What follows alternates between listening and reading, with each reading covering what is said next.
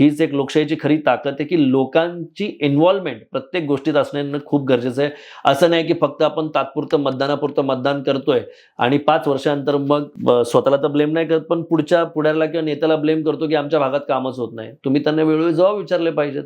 तुम्ही त्याच्यावर माहिती अधिकार दाखल केला पाहिजे, की गेल्या 10 वर्षात, 5 वर्षात, 3 वर्षात पुणे शहरातले खड्डे बुजवताना किती पैसे खर्च झाले किंवा किती खड्डे आहेत त्यांचं ऑडिट रिपोर्ट मागितला पाहिजे. नगरसेवकाला किती फंड आला होता ह्याच्याबद्दलची तुम्ही माहिती विचारली पाहिजे. तुमच्या प्रभागात, तुमच्या एरियामध्ये किंवा तुमच्या पर्टिक्युलर वॉर्डमध्ये काय कामं झाली आहेत, हा प्रत्येक नागरिकाचा विचारण्याचा अधिकार आहे, त्यांनी तो पूर्ण केला पाहिजे.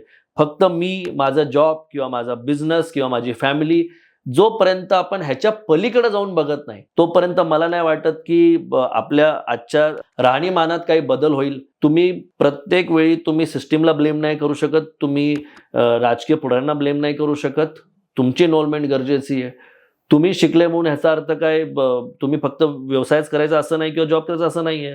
तुमच्या भागात जो तुम्ही टॅक्स भरताय, त्याचा तुम्हाला परत मोबदला कसा मिळतो, हे विचारणं तुमचं कर्तव्य आहे.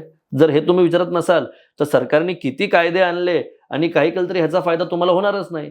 तर मला वाटतं, की प्रत्येक नागरिकाने 18 वर्ष पूर्ण केलेल्या प्रत्येक नागरिकांनी किमान स्वतःसाठी तरी एक अर्ज 1 महिन्यातनं करावा, की जेणेकरून तुम्ही लाईटबद्दल विचारा, पाण्याची व्यवस्था आहे त्याच्याबद्दल विचारा, स्वच्छतेबद्दल विचारा. अनेक गोष्टी आहेत, तुम्ही त्याच्याबद्दल विचारा.